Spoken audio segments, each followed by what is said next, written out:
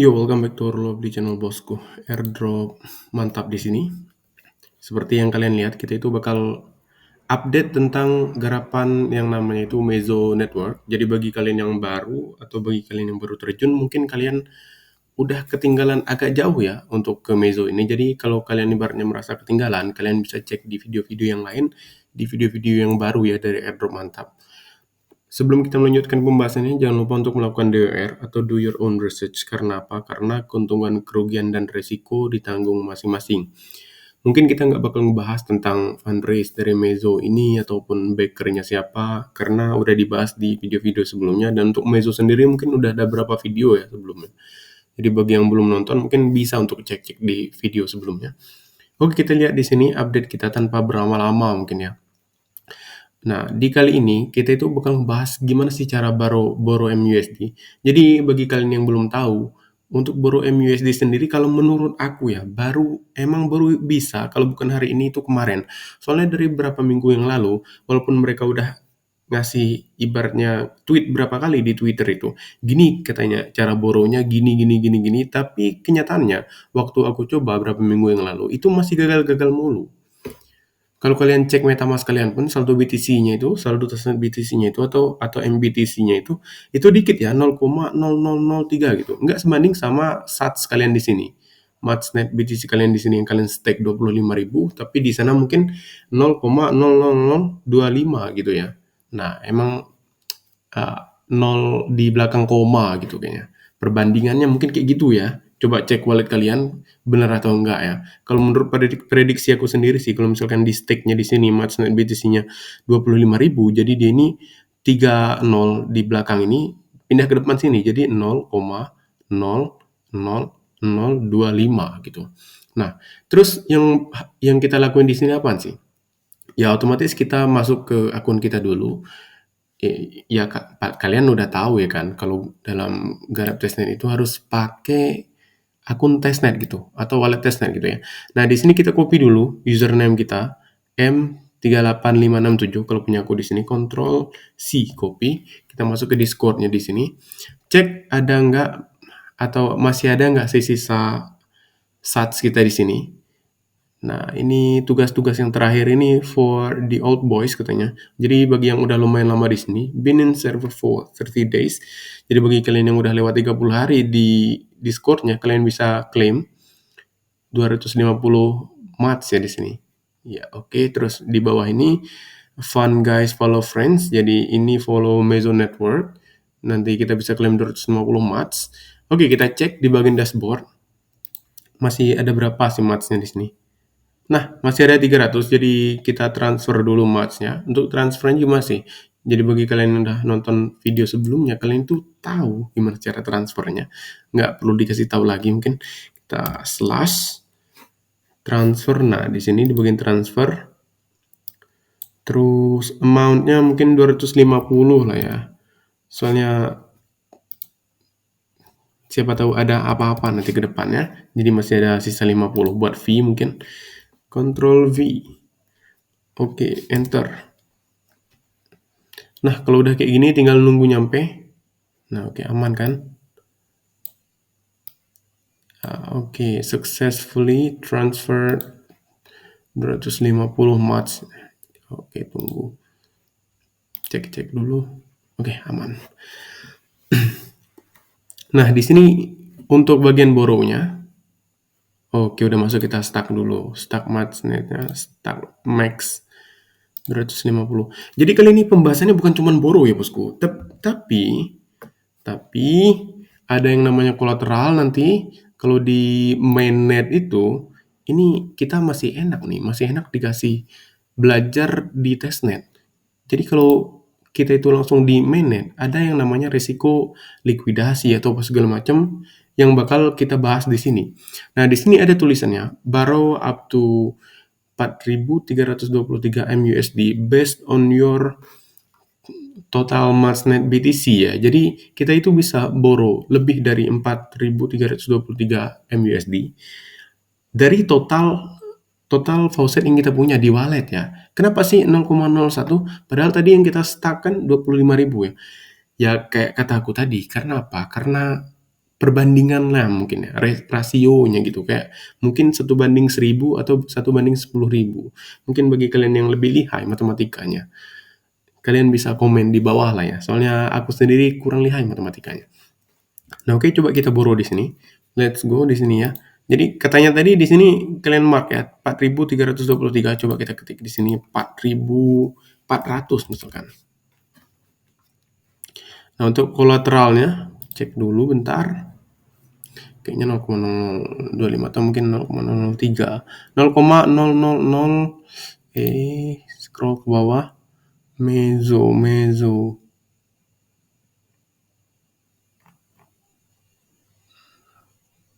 Wow.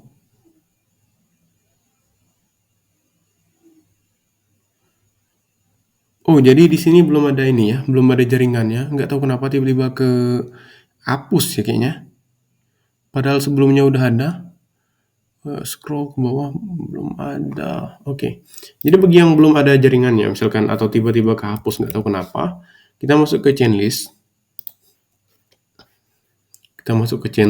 Kita connect wallet, tapi ingat hati-hati, websitenya jangan sampai salah. Ini chain list yang ini, chainlist.org. Chainlist, sorry ya bosku, takutnya videonya kepanjangan sih sebenarnya. Nah, connect dulu. Oke, udah connect, diklik di bagian sini, include testnet, Mezo Network, Mezo Matchnet ini ya. Add to MetaMask. Nah, oke, udah masuk kayaknya. Udah ke add RPC-nya. Nah, di sini 0,003, 0,00027 Matchnet BTC. Oke, coba kita masuk di sini 0,00026 mungkin ya. Nah, di sini bisa, tapi kalian lihat di sini collateralization-nya 112%. This is a safer way to borrow. Jadi di bagian tanda tanya ini kalian bisa lihat 110% sampai 150% itu resikonya tinggi bosku, high risk. Jadi kalian nggak bakal, bagi kita yang baru ya, mungkin ngeliatin angka-angka gini, kita itu bakal susah memahaminya. Karena apa? Karena kita itu nggak make dana asli bosku. Coba kalau kita itu pakai dana mainnet ya atau asli ya. Jadi kalian itu bakal ngerasain gitu. Jadi kalau kita borrow kayak gini, nanti resikonya segimana gedenya gitu. Biasanya ada range yang kayak warna hijau, kuning, sama merah gitu ya. Di bagian merah itulah di bagian high risk ini bosku. Untuk median ini masuk di bagian kuning, dan untuk low risk ini masuk ke yang bagian hijau. Sebenarnya usahain kolateralnya itu masuk ke bagian hijau. Tapi untuk masuk ke bagian median mungkin masih oke. Nah, tapi ada lagi trik yang lain bosku. Jadi kayak ibaratkan kita itu borrow ya, borrow. Gimana sih cara kita ibaratnya, kan misalkan ini kita masuk ke median risk nih misalkan. Oke, borrow-nya jangan 4.400 karena resikonya tinggi. Coba borrow-nya 2.400.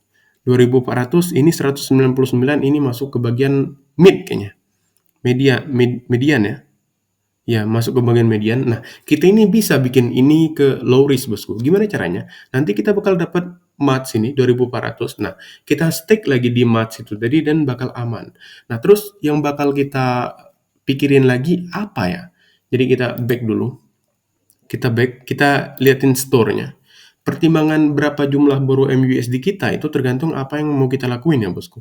Dan di sini kita cek dulu harganya 700 MUSD 300, jadi 1000 ya kalau ditambahin. Nah, di sini 1300, jadi total 2300. Nah, 2300 kita borrownya itu 2300, mungkin ada fee-nya, jadi jangan mepet untuk ke 2300. Aku sendiri tadi 2400 mungkin ya. Coba agak ditambahin mungkin ya dari 2400. Kita klik di bagian borrow sini. Oke, let's go. Mungkin bisa coba 3000 mungkin. 0,00026. Kolateralnya masuk ke 161. 161 masih median risk, jadi mungkin menurut aku sendiri masih oke. Kenapa sih kamu borrow 3000 MUSD, men? Nah, jadi kenapa aku nggak baru 2.400 saja? 2.400 lebih aman. Tapi hadiahnya di sini lebih gede matchnya. Dan siapa tahu kedepannya masih ada kayak marketplace apa segala macam munculin barang baru ibaratnya ya. Jadi kita itu bisa beli mungkin hoodie atau mungkin sepatu ke depannya. Nggak tahu sih dia ini TGE-nya kapan, terus testnetnya N kapan. Nah, jadi aku mengantisipasi masih ada sisa dikit mungkin karena kalian itu kita itu cuman bisa sekali borrow untuk sekarang ya. Soalnya aku nggak lihat tombol borrow lagi waktu aku coba eh, borrow sebelumnya. Jadi kalau sekali borrow itu nggak ada tombol borrow lagi. Nah, jadi nggak mau nyanyiin kesempatan ya 3.000 mungkin kayaknya bisa atau ditambah lah mungkin ya. Nah, ini nggak aman nih. Kurang aman, tapi kalau di compound nanti mungkin bisa aman mungkin ya. Coba di review dulu. Oh, sisain buat fee lah mungkin. Oke, di review switch chainnya belum di switch. Kayaknya udah deh. Oh, belum di switch. Oke, udah di switch.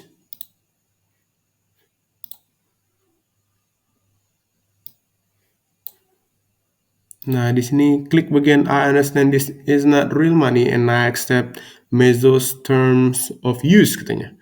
Oke, jadi bagi kalian yang belum baca terms of use ya, aku juga belum sih sebenarnya. Jadi mungkin bisa baca-baca dulu. Tapi note-nya di sini ini bukan real money, jadi menurut aku sendiri aman dan di sini kita itu dikasih kesempatan untuk belajar ya. Jadi bagi kalian yang kayak mungkin baru di dunia Web3 ini, aku udah jelasin tadi. Ada yang namanya resiko likuidasi atau apa segala macam. Jadi nggak semudah itu bosku terjun di Web3 ini. Nah, di sini ada hadiahnya 3.500 Mats ya. Sekarang event itu rada-rada dikit banget gitu. Bahkan hampir nggak ada berapa minggu ini. Jadi bersyukur banget dapat gratis 3.000 Mats ya. Thank you Mezo. Siapa tahu ke depannya dapat airdrop ya kan. Kidding, aku sendiri nggak tahu bakal ada airdrop nggak ke depannya, tapi tetap enjoy lah. Oke, Don di sini. Nah, terus habis kita itu dapat MUSD-nya, kita visit store, kunjungi tokonya, kita masuk ke t-shirt ini beli dulu di bagian collect, oke. 3.000 kurang 700, 2.300 ya. 2.300 terus tadi ratusan juga 300 berarti sisa 2.000, 1.000 masih sisa 700 kayaknya nanti. Kita baru aku tadi baru 3.500 ya. Oh, masih sisa 1.000 lebih mungkin. Wow, tunggu dulu bosku. Waiting for transaction katanya. Oke, di sini already collected. Oke, kita klik lagi headnya. Terus di sini tujuan untuk beli ini sebenarnya apa sih? Sebenarnya ya buat nambahin teks doang sih sebenarnya. Soalnya dia ini tugasnya cuman kayak gitu ya.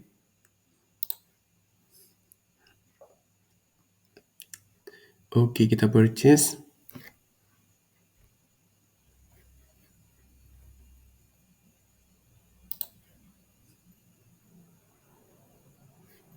Kita tunggu lagi bosku. Waiting for transaction katanya. Sorry ya ini kemalaman uploadnya. Soalnya kalau agak kecepatan itu rada rame ya. Di rumah soalnya kalian tahu sendiri, ada admin itu ada banyak bosku. Jadi nggak bisa ditangkal gitu ya suaranya.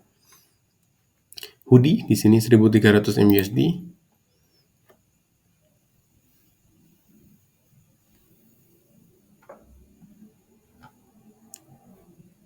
Oke, konfirmasi. Waiting for transaction to confirm ya. Oke udah. Nah terus di sini udah dong Min, nggak ada lagi dong yang harus kita kerjain atau something else gitu. Coba cek ada nggak yang lain. Nah jadi di sini bagi kita yang mungkin kurang puas belanjanya kurang banyak mungkin, tell us what you'd like to spend your MUSD towards. What other items would you like to see available on the Meso market katanya. Jadi item apa nih bagi kita yang belum merasa puas nih misalkan sepatu gitu ya kalian ketik lah mungkin kayak sneakers atau apa segala macam atau mungkin apa ya yang menarik-menarik kayak sekarang style-style kayak gitu ya mungkin jaket bomber mungkin ya, bomber jaket atau apa segala macam, kalian bisa ketik di sana ataupun jas atau apa segala macam, tinggal convert bahasa Indonesia ke bahasa Inggris dan ketik di sana. Nah, kayak gitu. Nah, terus habis kayak gitu tadi kan ingat kita itu waktu baru tadi kita itu dapat match kan. Nah, di sini match-nya kalian bisa lihat untuk matchnet BTC-nya lah kok ngurang drastis men. Kenapa sih? Ya karena dia itu masuk ke kolateral tadi bosku. Jadi karena dia ini masuk ke kolateral alias dijadiin jaminan, ibaratnya kan harga BTC misalkan sekarang berapa nih? 80K atau 90K nih misalkan. Jadi kalau kita borrow waktu harganya 90K, nanti harganya turun. Kalau kita nggak compound match ini, mungkin SATS kita tadi atau matchnet BTC kita tadi bakal kelikuidasi bosku. Nah, jadi disinilah triknya. Jadi kita stuck lagi matchnetnya, ibaratnya kayak compound bosku. Jadi posisi kita bakal aman. Nah, oke kita stake confirm.